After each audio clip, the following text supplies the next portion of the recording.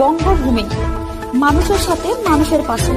কুঁকড়াহাটি ফেরিঘাটে লঞ্চের পাটাতন ফুটো হয়ে ডুবে গেল যাত্রীবাহী লঞ্চ।